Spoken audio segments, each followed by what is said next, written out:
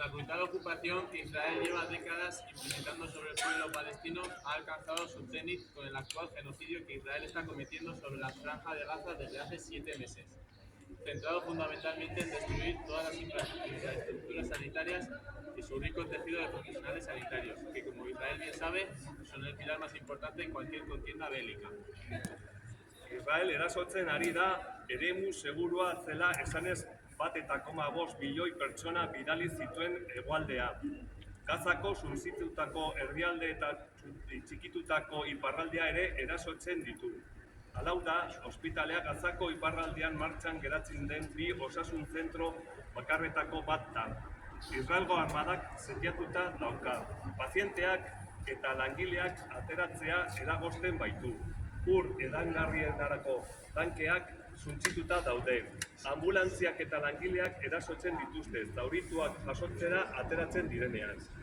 Osasun langileek zerbitzua ematen jarraitzen dute, naiz eta baldintzak izugarriak izan.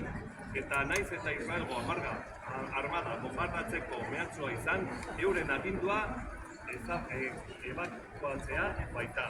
Baina herritarrek ez dute nora ihes egin, eta osasun langileek esaten digute beren pazienteak zaintzen jarraituko dutela azkenera arte.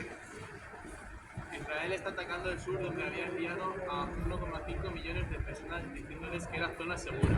También ataca el centro y el norte de Gaza, devastado y arrasado. El hospital Al-Auda es uno de los dos únicos centros sanitarios que quedan operativos en el norte de Gaza. Se encuentra sitiado por el ejército israelí que impide la salida de pacientes y de personal. Sus tanques de agua potable han sido destruidos. Sus ambulancias y personal son atacados cuando salen a recoger heridos. Egoera horrela jarraitzen duen bitartean salatzen jarraituko dugu. Ez ditugu ahaztuko eta horregaitik gaude hemen. Egoera humanoa eta sanitarioa ikaragarria da eta mundua ohiz kanpoko suminez altzatzen ari da. Mundu osoko eta batez ere Estatu Batuetako kanpusetako ikasleen kanpaldiek desmuntatu eta gezurtatu dute.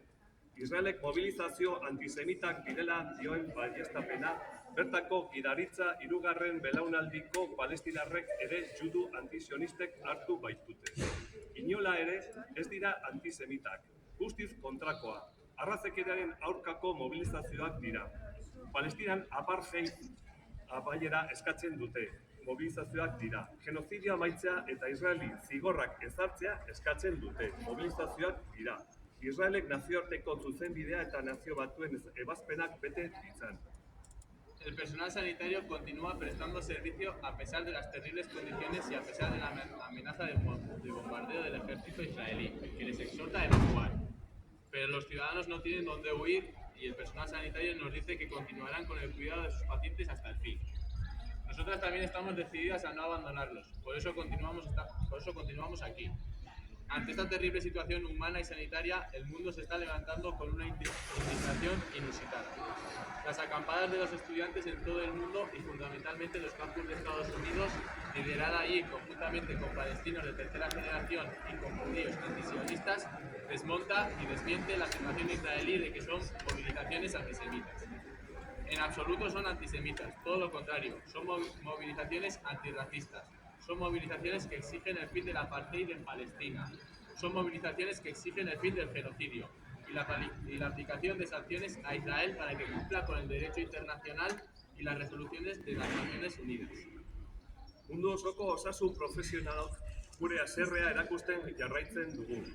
Genozidio hau ahalbidetzen duten gobernuen pasibotasunagatik edo konplizazitateagatik eta horregaitik ari gara azarotik elkarretasunak antolatzen munduari erakutsiz. Nafarroko osasun profesionalok basakeria kolonialista hau salatzen dugulaz eta Israeli nazioarteko zuzenbidea betetzea segitzen diogula. Etenik ere eta ulertzearik gabe.